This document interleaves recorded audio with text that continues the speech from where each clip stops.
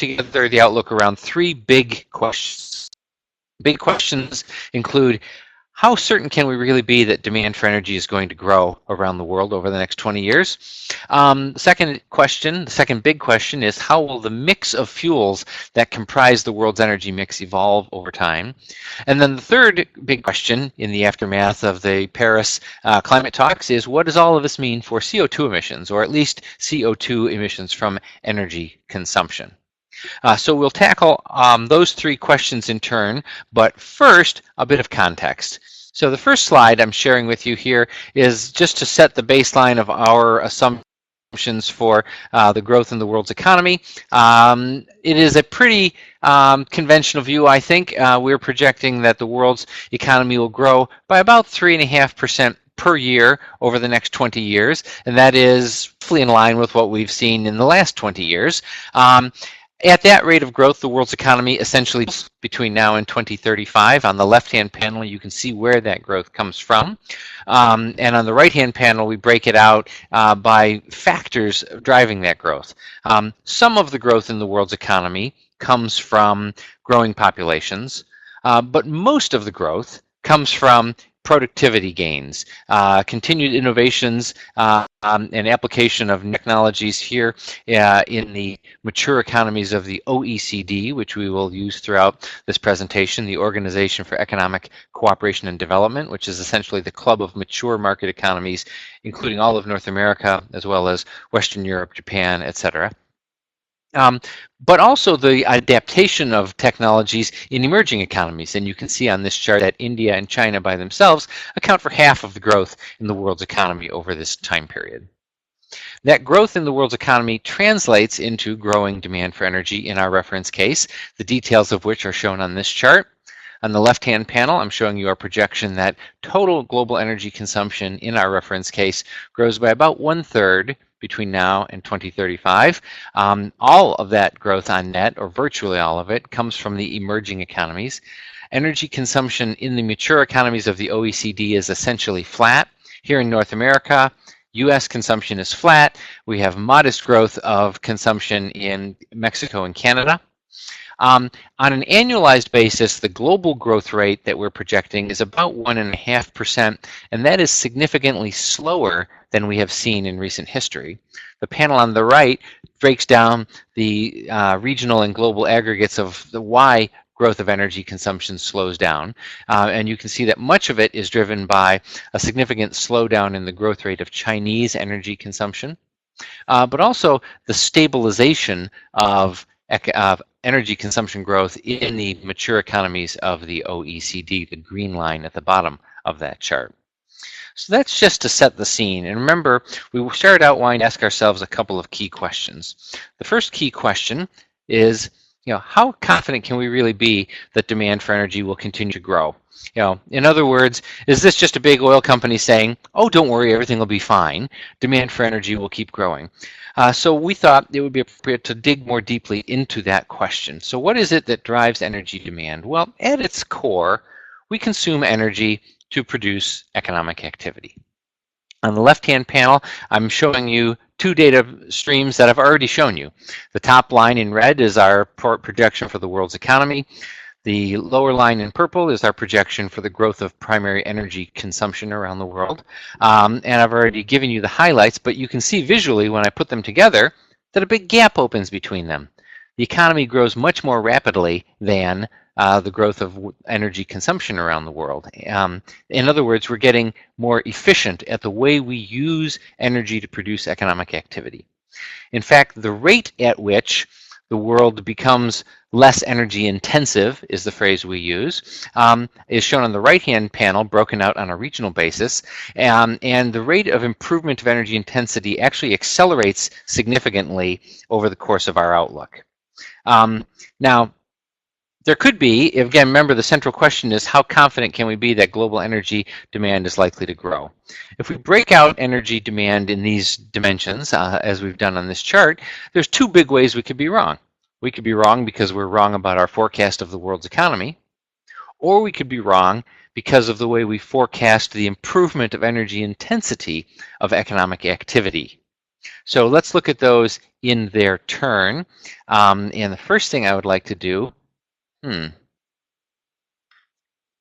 we go, is to look at a case for lower world economic growth. And we've in particular built this around a case of slower Chinese economic growth, which has been much in the news recently.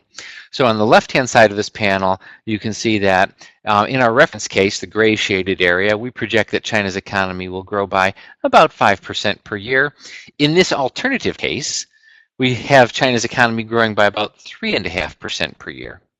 And because China is important and because the world is connected, when China slows down, so does the rest of the world. So global economic growth in the second set of bars on that chart on the left grows by just 3% instead of growing by 3.5% as it does in our reference case. If you look at the dotted yellow line across the page, you can see that average economic growth of 3% per year over 20 years is on par with the worst performance in recorded recent economic history for 20 years of world economic growth. Those previous incidents were periods that included, for example, the deep recessions around the world in the early 1980s and the collapse of the Soviet Union in the late 1980s, early 1990s. So in this alternative case, we're looking at sustained global economic growth that is as weak as we've ever seen it in recent memory. When we translate that through to what does it mean for oil or energy demand growth, you can see in the dotted purple line that it slows down the projected growth of world energy consumption from 1.5% per year in our reference case to 1% per year in this alternative case. And that, as you can see, as you draw the purple line across, is a period with which there is no recent historical precedent. We've never had a period when global energy demand grew that weakly. Now, there's never been a case when it grew that weakly, and even in that case, world energy consumption still grows by about 25% by 2035. So again, if the question is what drives demand? So let me back up. And the second dimension, recall that there were two dimensions of our how we could be wrong here. One is if our growth for the economy is wrong. The second is what happens if the efficiency or the improvement of energy intensity is wrong. So this chart shows you that latter dimension. The green area at the top of the left panel shows you that since we've been building our database in our statistical review of world energy, going back to 1965, we've seen average improvements of about 1% per year in the energy intensity of economic activity around the world. The purple bar is what is in our current reference case, an improvement of about 2% per year. So based on history, you might say, well, already that might suggest that we're too optimistic about the ability of the world's economy to operate more efficiently in the way it uses energy. But that's not the whole story. The red area shows you the historical period that has had the fastest improvement of the energy intensity of economic activity around the world, and it's today. So we've never had a time in recorded history when the world was getting more efficient as fast as it is today. When we add that observation to the commitments that we see coming out of Paris and the climate talks and the likelihood of more aggressive policies to push for even more efficient use of energy, we feel that the base case is reasonably robust. But remember, the question is, but what is the risk that you're overstating it? So we asked ourselves, what would the annual improvement of energy intensity be if world energy demand was to be completely flat for the next 20 years, the yellow line on the far right-hand side of this chart? On an annualized basis, those improvements of energy intensity would have to average, you can see at the bottom of the left panel, 3.5% per year, every year for the next 20 years. That seems to us to be a very aggressive set of assumptions. And so again, if we come back to it at the end, the question is, what is it that drives growth in global energy demand, and how confident can we be that it will grow? It hinges on the economy and how the economy uses energy to produce economic output. Now, again, we could be wrong, but I think with the review of the data that I've just presented, we feel reasonably comfortable to assert that it looks pretty likely that the world's economy will continue to grow at a pretty reasonable clip over the next 20 years. Now, the next question, big question I wanted to wrestle with was how is the fuel mix going to evolve? On the left-hand panel of this chart, I'm showing you our projections and the long history of the evolution of the world's energy mix by market share. So oil today is still the dominant fuel in the world and remains so even as it loses global market share. The big winner among fossil fuels is natural gas, which has continued to gain market share structurally for decades and continues to do so in our outlook.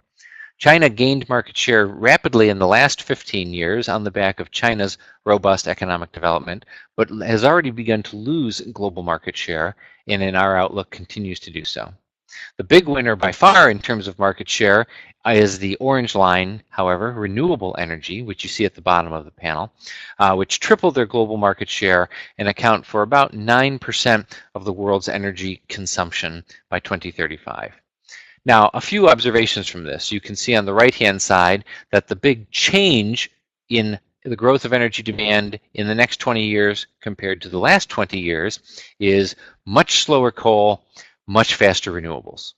But fossil energy continues to account for about, well, it accounts for 60% of the growth in the world's energy mix, even with more aggressive policies already built into our outlook to begin to deal with the challenge of climate. And by the way, on the left-hand panel, you can also see that fossil fuels continue to dominate the world's energy mix. They account for 80% of the world's total energy mix by 2035, down from 85% today. Now, again, as we've looked at that fuel mix, we want to adopt a similar approach. Yeah, that's our reference case, but what are some of the key questions that we need to really wrestle with to think about how things might turn out differently? And we've chosen to look at the three questions that are shown on this chart, and we'll work them in turn. First, on shale. Remember earlier I started out by saying that we can use the fact that we've done this outlook for several years to review history and how have we done. It's always good to be humble when you're producing a long-term forecast, and this chart is people's exhibit number one of why we need to be humble. What it shows is that we have consistently been revising our forecast higher over time for shale production. Indeed, current U.S. tight oil production, or the shale equivalent for the oil side of the mix, is higher today than we thought it would be in 2030. When we first began to break shale out as a separate line item in our forecast only 3 years ago. Even with the collapse of investment that we are seeing right now, we do see on the left-hand side declining production right now in the United States, but we believe that the market will begin to rebalance over time, and as it does so, investment will return, allowing for production to grow in the medium term before beginning to plateau in the later years of our forecast. You can see on the right-hand side that for natural gas, our production continues to grow throughout the forecast interval. By the way, if we put these two charts on an energy content basis to compare them directly, the gas chart would be twice as big as the oil chart. In other words, shale is a much bigger deal for natural gas markets than it is for oil markets. So in this next panel, I'm moving to the global perspective, and I'm showing you that even as the growth rate of shale production in the United States and in North America more broadly begins to slow down, we begin to see contributions from elsewhere in the world. In fact, in the last decade of our forecast for both oil and gas, countries outside of North America are contributing about half of all of the growth in shale production. And we see significant increments of new production in Canada, but also in China for natural gas, in Russia, Argentina, Colombia. And so this has significant implications because for the world as a whole, shale production gets to a bit less than 10% of global supply for oil and nearly 25% for natural gas. Now again, remember however that this is our reference case, and I started by showing you a chart that says, well, we haven't actually done a great job of forecasting shale historically, so what makes us think that we've really got it nailed this time? So we looked at an alternative case that asks, what if it keeps surprising us? And in fact, you don't have to make very robust, very heroic assumptions in terms of the recoverable resource, the speed of uptake of development around the world, innovations in the productivity of high horizontal drilling and hydraulic fracturing, to come up with alternative cases that are much higher than our reference case, as shown on the dotted lines here. We essentially double global shale oil production and significantly increase shale natural gas production as well. Now, in the printed version of our Outlook, which you can find online, we go into more detail about what the market ramifications of this supply shock would be. Of course, one thing that happens is oil and natural gas prices would be lower than they are in our reference case. Those lower prices boost global demand growth, but they also discourage production of alternative high costs of supply for natural gas and oil elsewhere around the world. Another interesting wrinkle for me was that in the case of natural gas, significantly greater shale production also has implications for other fuels, in particular in power generation, where cheaper, more abundant shale gas in this alternative case backs out both coal and renewable energy in that alternative world. The next question was to look at China. China hardly needs elaboration at this point. It's the world's biggest consumer of energy. It's the biggest importer of oil. The slowdown of China's economy has been well documented.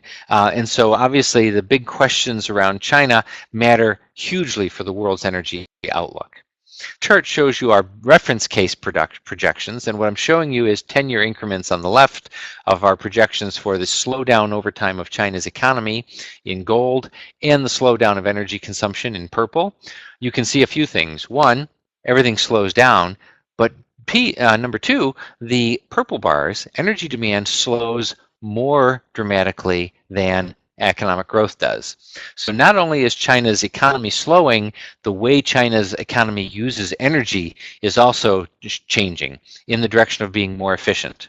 That is driven in part by the evolution, pushing much more aggressive efficiency measures in the economy, but it's also driven by the expected transformation of China's mode of economic development away from very energy intensive export-led heavy industry and toward more of a focus on domestic consumption of goods and services which are less energy intensive. In aggregate, Chinese energy consumption growth slows to around 2% per year on average over the next 20 years, and that's barely a quarter of the rate that we've seen over the last 15 years. On the right-hand panel, I'm showing you the implications of that for China's domestic energy mix. Coal is the biggest source of energy demand in China and remains so, but it has lost market share and continues to do so significantly. This is important because China today accounts for half of all the coal consumed on the planet. And not only do we see that China's mix will feature a lower share for coal, we also project that outright consumption of coal in China will begin to decline in the second half of our outlook.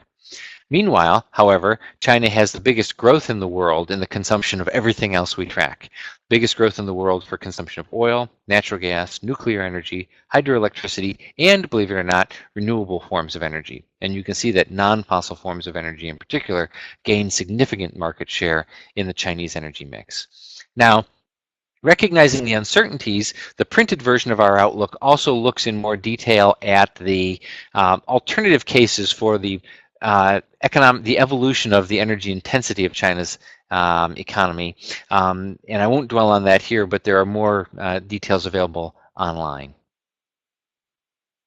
The final question that we wanted to look at in more detail when we think about the evolution of the global fuel mix is what happens to renewable forms of energy and other non-fossil forms of energy. And this panel that I'm showing you here reiterates the lesson from the shale slides earlier. If we look back at our performance in previous editions of the BP Energy Outlook, you can see that we have consistently underestimated the performance of renewables in power generation. And in fact, this year's revision at the very top in the purple line is the biggest revision yet. Partly that is because wind and solar have been achieving much more dramatic improvements in their cost basis and their ability to compete with other forms of energy. But also, we did take into account the commitments made at Paris and the likely follow-through that we expect. And so the revisions for renewables and power generation this year are the biggest ones we've undertaken since we've been preparing the energy outlook. But these upward revisions to renewable energy and power generation have not allowed us to increase our overall projection for non-fossil forms of energy in our outlook. And the reason that because we have been revising down our forecasts for other forms of non-fossil energy. The yellow bars, nuclear energy, is easy to explain. That is due to the tragedy at Fukushima and the policy responses that we've seen to that tragedy, not only in Japan, but in other countries in terms of slowing the prospects for nuclear power. You can also see that for renewables in transportation, that is to say biofuels, we've also been revising our outlook down over time. Now, in this case, it's an example of technology surprising us, but in the opposite direction. That is to say, the development of next generation biofuels has not proceeded as quickly as we originally anticipated would be the case. To me, the lesson is that it's not only upside risk for non-fossil energy in the outlook. There are both upside and downside risks that we need to weigh as we put this outlook together. I'm talking about the fuel mix. I also want to briefly talk about the oil and natural gas markets. This chart shows you our world oil market outlook in a single chart, and I know that's a lot to take in. The way to read the chart is the gray shaded areas are the level of global demand and supply in 2014, which is the base year of our forecast. And then I show you total changes over the entire 20 years of our forecast. So starting from the left-hand side, we believe that oil demand in the OECD countries, the mature economies of the OECD, including in North America, will resume its long-term structural decline that we've seen in place for most of the last decade. Here in North America, that decline is exclusively in the transport sector, and it's most pronounced in the United States, where we see a much bigger improvement in fuel efficiency, whereas in Canada and Mexico, those efficiency improvements are partly offset by more robust underlying economic growth. But all of those declines in all of those mature economies are offset by growth in one country, China, which becomes the biggest oil consumer in the world. And then we add in growth in India and other emerging economies. In total, we're projecting that total world oil demand growth will be about 20 million barrels a day between now and 2035. And where does the supply come to meet that? On the right-hand side, I'm showing you that most of the growth comes from outside OPEC. The United States, as the market rebalances and as tight oil production resumes its growth in the medium and longer term, accounts for the biggest single increment to oil supply growth in our forecast. If we also count the growth of renewed growth after, again, once the market rebalances and prices begin to recover, renewed growth in investment and eventually in production in Brazilian deepwater, Canadian oil sands. In fact, the Western Hemisphere accounts for all of the net growth of production outside of OPEC in our forecast. Importantly, we assume that OPEC countries will grow production in a way that is commensurate with maintaining their market share, which is the policy that we see the group having embarked on over the last couple of years. A bit more detail on the demand side of our oil outlook is shown on this chart. You can see that most of the growth in global demand is in the transport sector. That is driven, pun intended, by the way, driven by the rapid growth of the vehicle fleet in the emerging economies, as you see on the right-hand side. I won't dwell on this at length, except to note that in our outlook, the vast majority of energy consumed in the transport sector continues to be delivered by oil. That is to say, in our reference case, we do not see a rapid early penetration of electric vehicles. That is premised on our understanding of vehicle battery technology, and by the way, informed by a long-term technology outlook that BP publishes and is also available on our website. But we have to acknowledge that is a significant wild card for the oil demand profile, especially in transport. And so, we need to keep our mind open to the possibility that technology or policy may force a different outcome than this. Let me move next to natural gas just very briefly. I mentioned earlier that natural gas is the only fossil fuel that gains global market share. That, by the way, is also true in North America.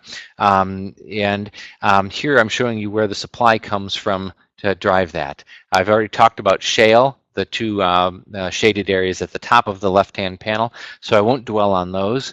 The important thing for this chart is also to acknowledge that it's not only shale that drives global growth. We also see significant growth of conventional production of natural gas in places like the Middle East, Russia, and China. On the right-hand side of this chart, I'm showing our projections for global trade of natural gas. And we break out that trade on a percentage basis, and we show you changes in the pipeline trade and in the liquefied natural gas. So on one level, you look at the gray line at the top and say, the globalization of natural gas doesn't look like it's going anywhere. I mean, the share of total trade of natural gas as a share of consumption really doesn't change much in our outlook. Does that mean that globalization stops? Not necessarily. If you look at the components, where the growth is in terms of market share and in absolute terms is in the growth of liquefied natural gas, or LNG. And the reason why that's important is because unlike pipeline trade, liquefied natural gas can go different places depending on what the market signals are. And so the rapid growth of liquefied natural gas in our outlook provides the opportunity for what are today largely disconnected regional markets around the world for natural gas to become more connected through international arbitrage via LNG. And by the way, the United States on our outlook becomes the second largest net exporter of liquefied natural gas in the world, behind only Australia. So that's a view of the fuel mix. The final big question that I set out at the beginning is, what are the ramifications of this for CO2 emissions? And in particular, as I mentioned, CO2 emissions from the consumption of energy. So this chart breaks down everything from growth in the world's economy through energy all the way to CO2 emissions. And the way to read the chart is this. I'm looking on the left-hand panel backward 20 years, and on the right-hand panel I'm looking forward 20 years. So our projection for world economic growth at 3.5%, as you can see, is pretty similar to what we've seen in the recent past. However, the improvement or decline on this chart of energy intensity, the purple areas, is more aggressive than we have seen historically, as we've discussed previously. We also see the light blue area, a noticeable decline in the carbon intensity of the world's energy mix. That is to say, the actual carbon content of the world's energy mix is going down in our forecast. Well, that makes sense because the fuels that are gaining market share, renewable energy and natural gas, are the lower carbon content sources of energy. When we net all of that out, we're projecting that global CO2 emissions from energy use grow by about 1% per year. And you can see that that is significantly less than the 2% average growth in CO2 emissions that we've seen in the last 20 years. And by the way, while these trends have been apparent in the data for many years, this does represent an acceleration of this transition to a lower carbon world than we've seen in previous editions of our outlook. But CO2 is still growing, and that's shown on this chart. So the green line at the top is our projection for global CO2 emissions, which again grow at about 1% per year, half the historical rate, but still going up. Now, the red line on this panel is what a representative case built by the International Energy Agency in Paris that asks, if the world is to get on a trajectory of stabilizing atmospheric concentrations of CO2 at about 450 parts per million, which is a view that the climate scientists say is roughly consistent with a world that warms by about 2 degrees Celsius, we need to be on that red line. So manifestly, we are not on it. And in fact, we can break down this evolution into, remember, we've talked a lot about both energy intensity and carbon intensity. The way to read the right-hand panel is I'm showing you progressively bigger increases as you move from left to right and from top to bottom. So the blue dot is the average change that we've seen per year since over the last 20 years. In our reference case, you can see that we are providing more rapid growth improvements in both the energy intensity of the world's energy mix and in the carbon intensity of the world's energy mix. However, we are not on the trajectory that's to get 450 scenario as articulated by the International Energy Agency. So the question is, well, it seems apparent that we are on a trajectory to a lower carbon world, and really the question is around the pace of it. So we developed an alternative transition, a more rapid transition to that low carbon world, built around more aggressive assumptions, while we think are still plausible, even though they're not our base case, for the evolution of public policy and technology. So for example, more aggressive pricing of carbon in the OECD and other major economies around the world, more aggressive fuel efficiency standards, both in vehicles and in buildings. You can see that in those cases, we can envision a world in which both the energy intensity and carbon intensity improve at historically unprecedented rates, but still not enough to get us onto the trajectory of stabilizing atmospheric concentrations. This is, however, a scenario in which global CO2 emissions begin to decline. And in fact, I would point out that this scenario is actually for a more aggressive decline than is contained in the individual country promises that were put on the table in Paris, the INDCs. So this is a very aggressive scenario. And the implications of this scenario for the energy mix are shown in this. So here on the left-hand side, I'm showing you the mix of fuels, and you can see how different things change. And on the right-hand side, I'm showing you the 20-year aggregate changes and how they compare with the previous 20 years, with our current reference case, and in this more aggressive transition case. And you can see that, first of all, worldwide energy demand growth slows significantly. It grows by about 1% per year instead of 1.5% per year. On net, all of that growth comes from non-fossil forms of energy. Although between fossil or among fossil fuels, we do see continued growth in natural gas and a bit on average from oil, although you can see oil demand does begin to decline in the later years of the forecast. And the big loser is coal. Now remember, in our reference case, by 2035, 80% of the world's energy was still coming from fossil forms of energy. In this more aggressive transition, it's 70%. And the biggest growth by far are in renewable forms of energy, which, remember, in our base case reached 9% of the world's energy mix. In this case, they reach 15% of the world's energy mix. That may not seem like much, but we actually asked ourselves, the world's energy system doesn't change rapidly. And is there a historical precedent for a fuel to gain market share that dramatically in a 15 or 20-year period to get to 15% of the world's total energy mix?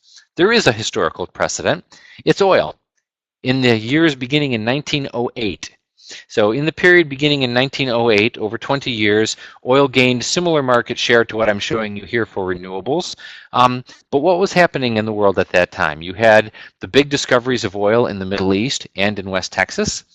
And on the demand side, you had the beginning of the mass production of the Model T and a strategic decision, for example, by the British Navy to convert from using coal to using oil. So there is a historical precedent, but it takes truly exceptional circumstances to realize that. So let me wrap up, and hopefully, Jeremy, I've left some time for questions and discussion.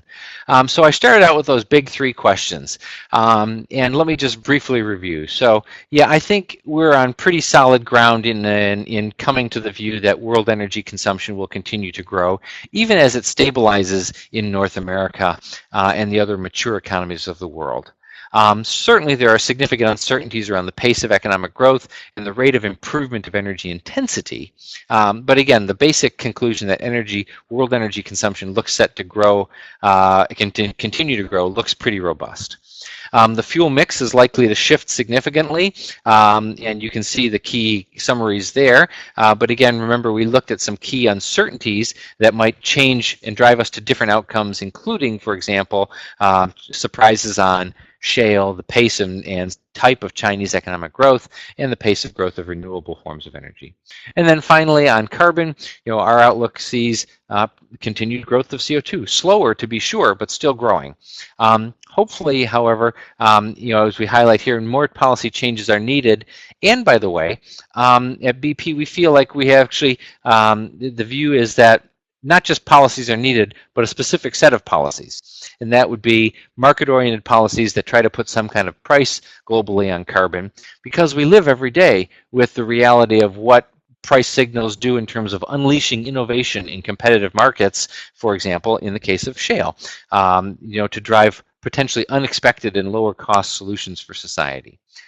With that, let me wrap up. Thank you for your time. I've left on the bottom of this chart the web address, and you can download both the North American edition of our Outlook as well as the global edition, Excel spreadsheets, and more support data if you're interested. Jeremy, why don't I wrap up there, and hopefully I've left time for questions and discussion. Thank you very much. Thank you so much, Mark. You are right on the money. We said 12:45 we'd switch to questions and answers, so thank you for being so precise with so much information. Jeremy, are you there? Yes. Can you hear me? Hello? Hello? Hello? Hello? I'm talking. Hello?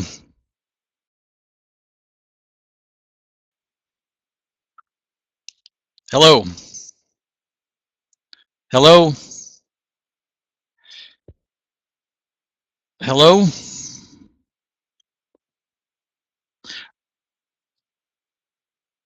Okay. Mark, apparently folks can hear me. I think we've lost your audio for some reason. Let's see if we can get that back. Hello? Yeah, sorry. Can you hear me, Mark?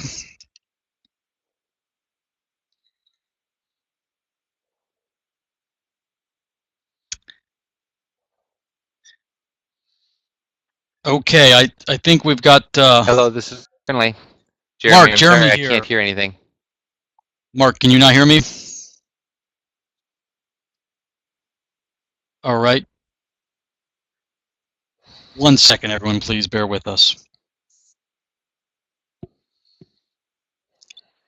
Mark, it seems like folks can... Mark, are you able to see the chat section on the screen? I can see the chat. I can see the chat, but I cannot hear anything. I'm sorry. Okay. I don't know what's going on with your audio. Apologize for that. We hear you okay. Apparently you can't hear me. So let me see 1 second. Yes.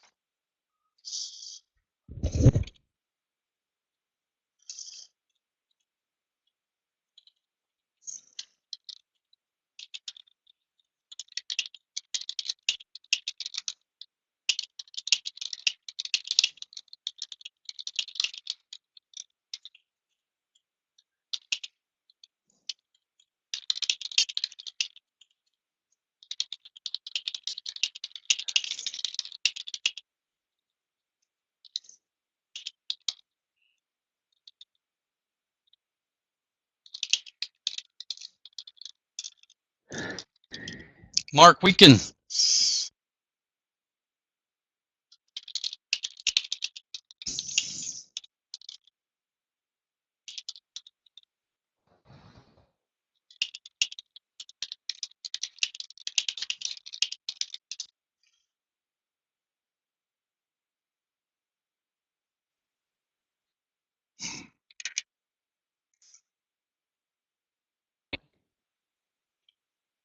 Hello, this is Mark.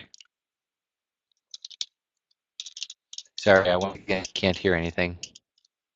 Happy to handle questions if you want to type them in now.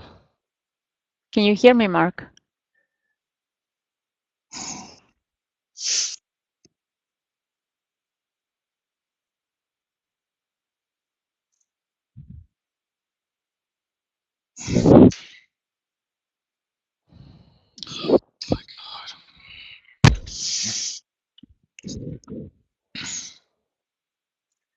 comments on oil price scenarios. Sure. Actually, if I read the question and I speak, is everyone else able to hear me? Because that I can certainly answer faster than typing. So I'll do it that way. Thank you for the question. You will notice that I didn't actually give you any oil price forecast, and the reason for that is because we don't release the price forecasts that sit behind the energy outlook. I'm sure you can appreciate the reasons for that from a competitive perspective, and I can assure you our lawyers are very certain on that. And so oil price scenarios, I mean, I think at its core, our view is that the price of oil is massively unpredictable, and so we actually don't attempt to even run our own company on the basis of a single price forecast, but rather we tend to think about what might sustainable ranges be over long time periods and what are the forces that could drive to different outcomes. The only other thing I would say on prices is that currently, we do believe that, and we have long said that the current oil price environment we think is likely to be with us for an extended period. The phrase that our CEO Bob Dudley has used is that the price was likely to be lower for longer, but not forever. And this is something that we've been saying for at least a year and a half now.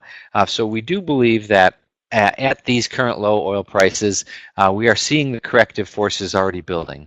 U.S. oil production is declining. We see investment falling, and that's turning into reduced prospects for investment in other parts of the world as well. And then we're also seeing significant rebound in demand. Last year, worldwide oil demand grew at double the historical average rate, even though the world's economy was not especially strong. And so when we look at the market today, we see supply is still bigger than demand, but that is closing off. And so we believe by the second half of this year, global demand will finally, for the first time in 3 years, begin to catch up with global supply.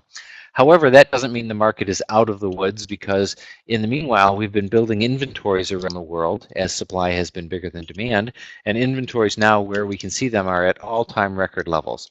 And for the market to be truly rebalanced, we believe that it will need more time than just demand catching supply, because you need a period when demand exceeds supply to burn off those surplus inventories before the market can truly be considered to be completely rebalanced. Accordingly, like I said, we do believe that the price environment is likely to be lower for longer, but not lower forever. And you can see in my chart that we've also already built into this an assumption that the market price will recover to a point where we begin to see renewed investment in shale and in other forms of production around the world that the world needs in the medium and longer term. The next question I see on the screen. Okay, so there's a question about the low price environment and its implications for the world's economy. That has become a very interesting question. Historically, most economists would have analyzed that data and concluded that on net, lower oil prices tend to be a net positive for the world's economy, and the shorthand answer is that consumers are more likely to spend that rent than producers. This year, however, we've seen some very unusual circumstances. So, for example, here in the United States, the fact that domestic oil production and investment in shale has become such a big part of the energy mix and noticeable within the economic mix means that even as consumers are benefiting from lower prices at the pump, there's been one sector of the economy that has taken a dramatic, very concentrated, sharp reduction. Here in the U.S., the rig count has fallen from its peak by more than 75%, for example. And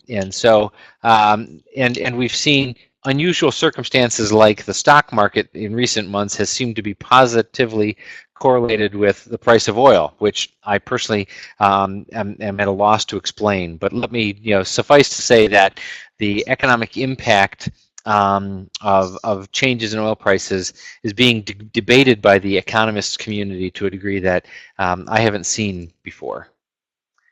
Next question is a question about the growth of heavy crude oil production in countries like Canada and Venezuela.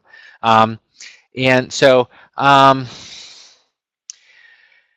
We do believe that heavy oil resources are part of the mix, and in a growing global marketplace is part of the mix that will be growing in the future. And so, even though we see investment contracting sharply in Canada now, and I'm sure there are people on this call who are more expert in Venezuela than I am. Given the economic difficulties in the investment climate there, the near-term outlook for heavy oil production has been impacted by low oil prices for sure. But over the medium and longer term, again, as the market rebalances, we do, for example, project that growth in Canadian oil sands production will begin to grow. In Venezuela, there are, in addition to questions about the economics, there are questions about the investment regime that need to get sorted in addition. Next question that I can read is from Jeremy. Comment more about how the outlook assesses policy issues such as transport fuel efficiency standards. One of the things I mentioned at the beginning is that we do try to anticipate how policy will change, and that is different than some other forecasters. For example, the U.S. Energy Department is required by its charter to build its central case around whatever policies are on the books today. We believe that we can anticipate how policy is likely to evolve, and we consult with policy experts all over the world. And so, for example, coming out of the climate talks in Paris, we had actually anticipated to a significant degree the policies that were put on the table there in previous editions of our outlook. And so while we have pushed further on policy, we had already been anticipating to a significant degree. And so we, for example, have an assumption. Jeremy, you had a specific question about fuel efficiency standards. We project that the average vehicle in the world by 2035 will get about 50 miles per gallon, up from about 25 miles per gallon currently. And we are definitely seeing that these fuel efficiency standards are not just something being implemented in the US and Europe. For example, China has very aggressive standard improvements already planned. Next question is from Jose, and what effect in the global supply, demand, and forecast do we see for Iran's oil production? Well, now that there seems to have been an agreement on the nuclear plan, we already see Iranian production rebounding. Going forward, there are, oil was discovered in Iran more than 100 years ago. And it is a significant hydrocarbon province. The pace of recovery will depend not only on the follow-through of the sanctions agreements, but also on the investment regime. We've penciled in modest growth, but over the longer term of the forecast, although it's certainly fair to say that in the very short term, since sanctions have been eased, that the recovery of Iranian production has actually run ahead of what many oil market observers had been expecting. Jeremy, if there are more questions, I've got one here from Bradley on LNG. Jeremy, I want welcome guidance from you on how much longer you want to keep going. But while you're figuring that out, I will take this question. Will exports from LNG have much effect on the price of natural gas in North America and on the world price? Well, again, we don't release the specific price forecasts that sit behind our outlook, but I think you're exactly right, Bradley, that the key question is, does the U.S. becoming a significant net exporter raise U.S. prices or lower global prices? And I think it depends on the scope of demand growth and the size of the U.S. shale resource. You've seen from our data that every time we look at the shale resource, it looks like it's big and bigger. And so, in our central case, these dramatic increases that we've projected in U.S. LNG exports still allow there to be sufficient room for natural gas to compete to gain its market share in, for example, power generation away from coal. Obviously, facilitated by a constructive policy environment as well. The economics of gas look like they're sufficiently favorable, even with exports, to maintain a competitive positioning in power generation where gas has to compete with a lot of other fuels. So I'm getting guidance from Jeremy that we're at our time, and I certainly wouldn't want to take advantage of your time. I hope that you all can hear me in saying thank you very much for the time and for the questions. I hope it was a useful addition to the conversation about energy here at the Institute. And Jeremy, I will leave it to you to wrap up from there. Thank you once again. No, thank you so much, Mark, and I folks hear me okay. I apologize for what happened with your ability to hear me, and therefore your need to answer the questions via the chat function. You're a champ. You managed this with aplomb, no problem at all. Thanks for working through the questions, the excellent answers, and the like I said before, the very important information that you shared. The key highlights. I mean, we know that the outlook is a very detailed analysis that has several pieces to it, so we appreciate you walking through the key elements and sharing those findings with us. And we look forward to having you back again next year so we can continue to check the outlook year upon year and see what the trends are and the changes. And the final thing I would say, I look forward to a further discussion of your point of where electric vehicles fit in. We didn't get to that today, but next year we'll look again at the role of transportation and how that's changing and disrupting energy global supply and demand. So thanks everyone, we appreciate you. Don't forget to join us here live in La Jolla, the 25th Annual La Jolla Energy Conference, May 25th and 26th. Thanks again to Mark Finley at BP in Washington, D.C., and we'll see everyone online again soon or here in La Jolla at the end of May. Have a great day.